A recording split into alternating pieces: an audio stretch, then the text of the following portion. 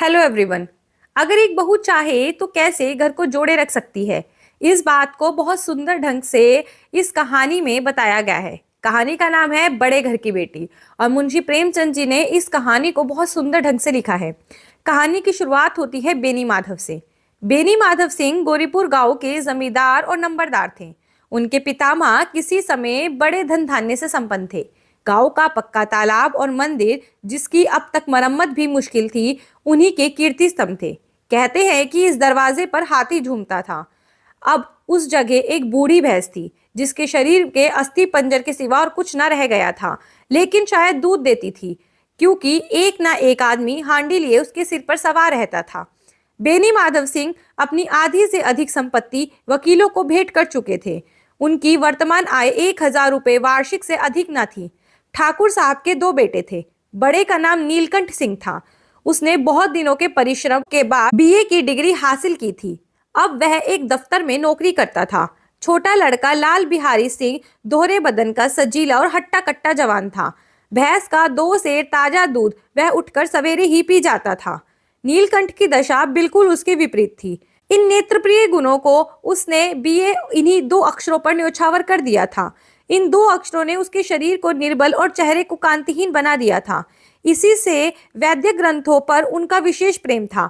आयुर्वेदिक औषधियों पर उनका अधिक विश्वास था। शाम सवेरे उनके कमरे से प्राय खरल और सुरीली कर्ण मधुर ध्वनि सुनाई दिया करती थी।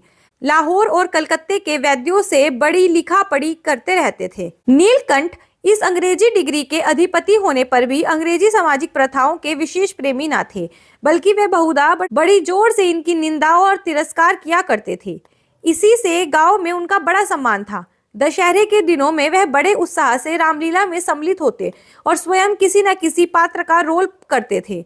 गौरीपुर के रामलीला के वही जन्मदाता थे। प्राचीन हिंदू सभ्यता का गुणगान उनकी धार्मिकता का प्रधान अंग था। सम्मिलित कुटुंब के तो वह एकमात्र उपासक थे। आजकल स्त्रियों को कुटुंब में मिलकर रहने की जो आरुचि होती है, उसे वह जाति व देश दोनों के लिए हानिकारक समझते थे। यही कारण था कि गांव की ललनाएं उनकी निंदक थी। कोई कोई तो उन्हें अपना शत्रु समझने में भी संकोच नहीं करता था। स्वयं उनकी पत्नी को भी इस विषय में उनसे विरोध था।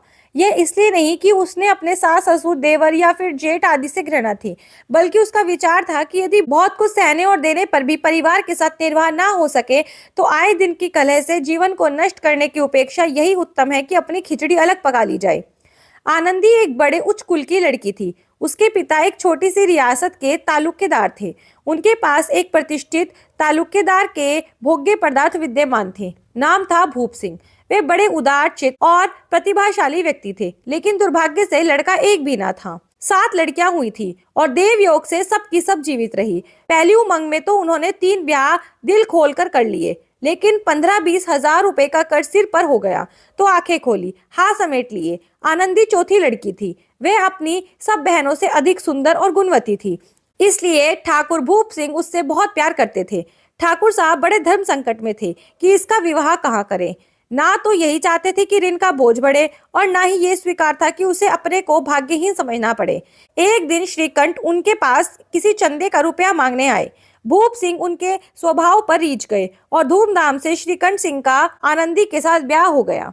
आनंदी अपने ससुराल आई तो यहाँ का रंग ढंग कुछ और ही देखा। जिस टीम टाम की उसने बचपन से ही आदत पड़ी हुई थी, वह यहाँ नाम मात्र भी ना था। न जमीन पर फर्श, न दीवार पर तस्वीरें। यह एक सीधा साधा देहाती गृहस्थ का मकान था, लेकिन आनंदी ने कुछ ही दिनों में अपने को इस नई अवस्था में ऐसा अनुकूल बना लिया कि मानो उसने विलास का सामान कभी देखा ही ना था। एक दिन दोपहर के समय लाल बिहारी सिंह 2 चिड़िया ले आए और उसने अपनी भाभी से बोला, जल्दी से इन्हें पका दो, मुझे बहुत भूख लगी है। आनंदी भोजन बनाकर उसकी राह देख रही थी।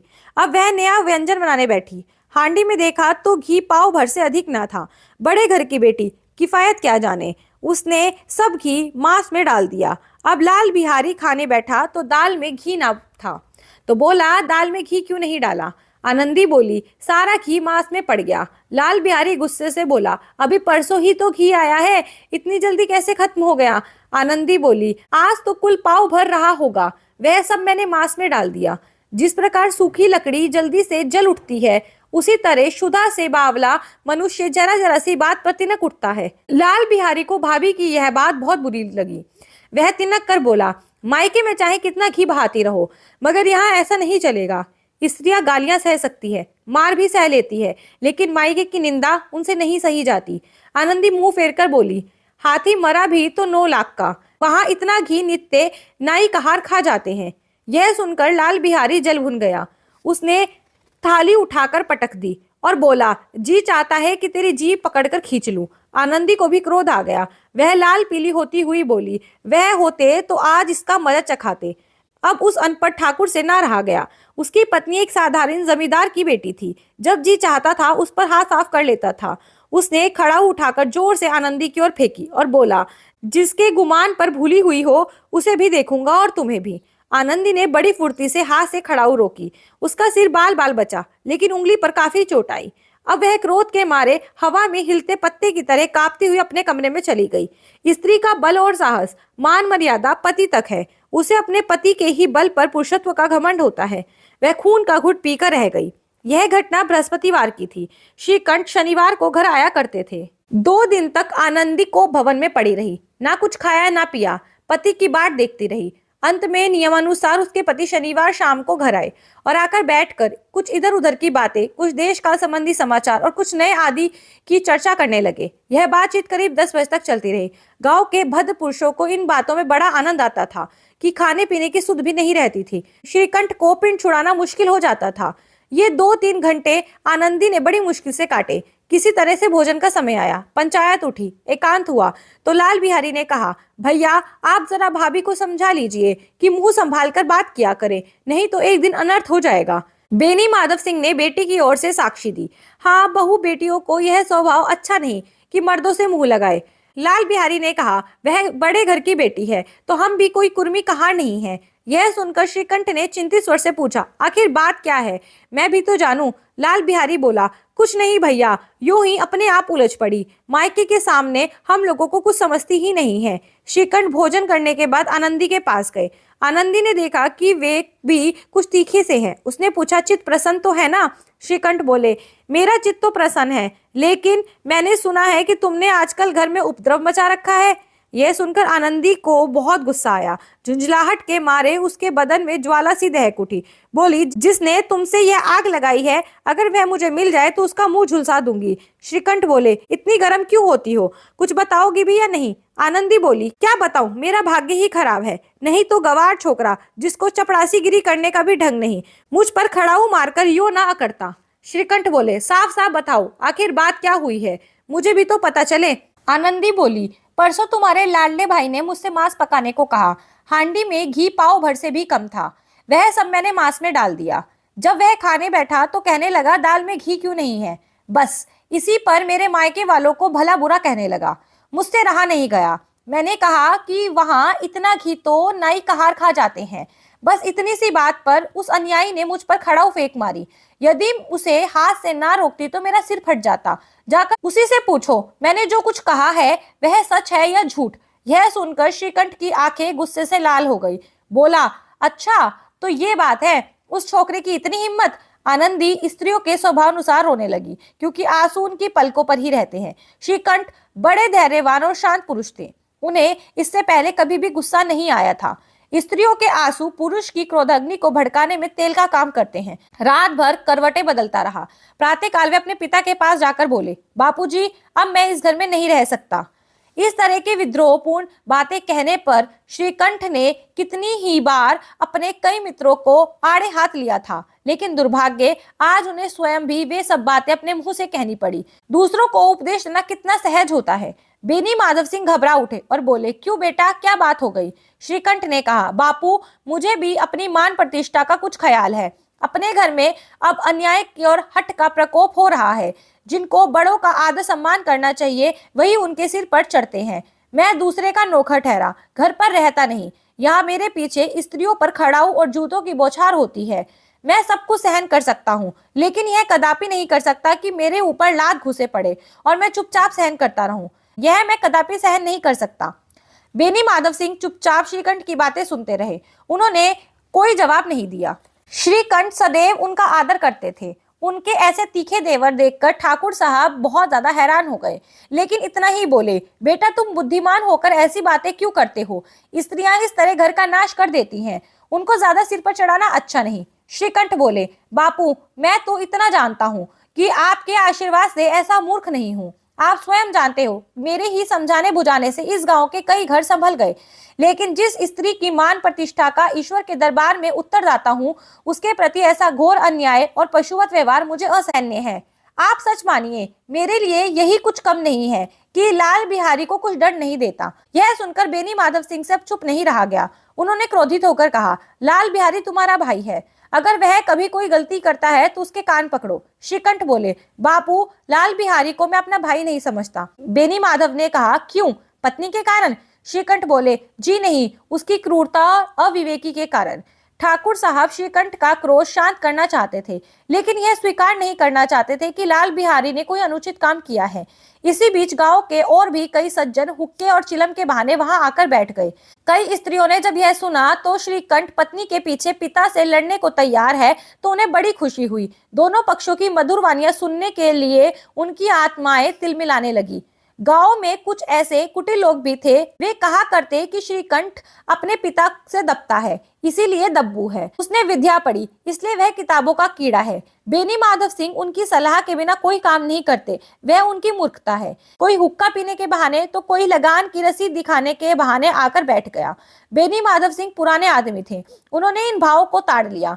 उन्होंने निश्चय किया कि चाहे कुछ भी हो जाए, इन द्रोहियों को ताली बजाने का अवसर नहीं देंगे। वे तुरंत शांत होकर बोले, बेटे श्रीकंठ, मैं तुमसे बाहर नहीं हूँ, तुम्हारे जी में जो आए करो। अब तो लाल बिहारी से अपराध हो ही गया है। श्रीकंठ इस बात को समझ न सका। उसे डिबेटिंग क्लब में अपनी बात पर अकड़ने की आदत थी। इन हथकंडों की उसे क्या खबर? पिता ने जिस मतलब से यह बात पलटी थी वह उसकी समझ में नहीं आई। बोला, मैं लाल बिहारी के साथ अब इस घर में नहीं रह सकता। बेनी माधव ने कहा, बेटे बुद्धिमान लोग मूर्खों की बातों पर ध्यान नहीं देते, वह ना समझ है, उससे जो कुछ भूल हो गई है उसे तुम बड़े होकर माफ कर दो। श्रीकंठ बोले, नहीं बापू, मैं उसकी इस दुष्टता को कभी सहन नहीं कर सकता। या तो वही इस घर में रहेगा या मैं। आपको यदि वह ज्यादा प्यारा है तो मुझे इस घर से विदा कर दीजिए, मैं अपना भार स्वयं संभाल लूंगा। अगर आप मुझे इस घर में रखना चाहते हो तो लाल बिहारी से कहिए यहाँ से चला जाए, बस मेरा यही अंतिम निर्णय है। लाल बिहारी दरवाजे की चौखट के पास खड़ा अपने भाई की बातें सुन रहा था। वह उसका बहुत आदर करता था। उसे कभी इतना साहस ना हुआ था कि उसने बड़े भाई के सामने चारपाई पर बैठ जाए, हुक्का पी ले या पान खा ले। पिता का भी बहुत सम्मान करता था। श्रीकंठ भी उसे बहुत प्यार करता था। इससे पहले उन्होंने उसे कभी डांटा भी नहीं था। जब वह इलाहाबाद से आते तो उसके लिए कोई ना कोई वस्तु अवश्य लाते। पिछले साल जब उसने नाग पंचमी के दिन दंगल में एक आदमी को पछाड़ा था तो उन्होंने खुश होकर उसे गले से लगा लिया था और उसे इनाम भी दिया था। ऐसे भाई के मुंह से आज इतनी हृदय विदारक बात सुनकर लाल बिहारी को बहुत दुख हुआ। वह फूट फूट कर रोने लगा। इसमें संदेह नहीं था कि वह अपने किए पर पछता रहा था। भाई के आने से एक दिन पहले से उसकी छाती धड़कती थी कि देखो भैया क्या कहते हैं। वह मूर्ख था, लेकिन उसका मन कहता था कि भैया उसके साथ अन्याय कर रहे हैं। यदि श्रीकंठ अकेले में बुलाकर दो चार बात कह देते, इतना ही नहीं दो चार तमाचे भी लगा देते तो इतना दुख ना होता। लेकिन भाई का यह कहना कि अब उसकी सूरत भी नहीं देखना चाहते, लाल बिहारी से सहा नहीं गया। वह रोता हुआ घर आया और अपने कमरे में आकर कपड़े पहने, आंसू पोंछे और आनंदी के कमरे में जाकर बोला, भाभी भैया ने निश्चय कर लिया है कि वे मेरे साथ इस घर में नहीं रहेंगे। अब वह मेरा मुंह भी नहीं देखना चाहते, इसलिए मैं जा रहा हूँ। अब मैं उन्हें अपना मुंह कभी नहीं दिखाऊंगा। मुझसे जो अपराध हुआ है उसे माफ कर देना। यह कहते कहते लाल बिहारी का गला भर आया। जिस समय लाल बिहारी सिर झुकाए आनंदी के द्वार पर खड़ा था, उसी समय श्रीकंठ लाल पीला होता हुआ वहां आ पहुंचा। उसने भाई को वहां खड़ा देख उससे घृणा से आंखें फेर ली और कतरा कर आगे निकल गया, मानो उसकी परछाई से दूर भाग रहे हो। आनंदी को लाल बिहारी से शिकायत तो थी, लेकिन अब मन में पछता रही थी। उसे इनका तनिक भी ध्यान ना था कि यह बात इतनी बढ़ जाएगी। वह मन ही मन अपने पति पर झुंझला रही थी कि इतनी सी बात पर इतना गर्म क्यों हो गए।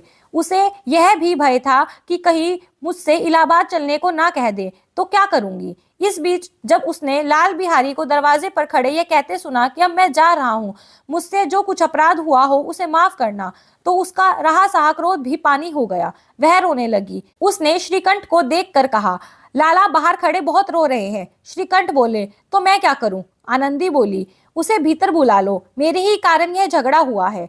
श्रीकंठ बोले, मैं उसे नहीं बुला सकता, मैं उसकी सूरत भी नहीं देखना चाहता।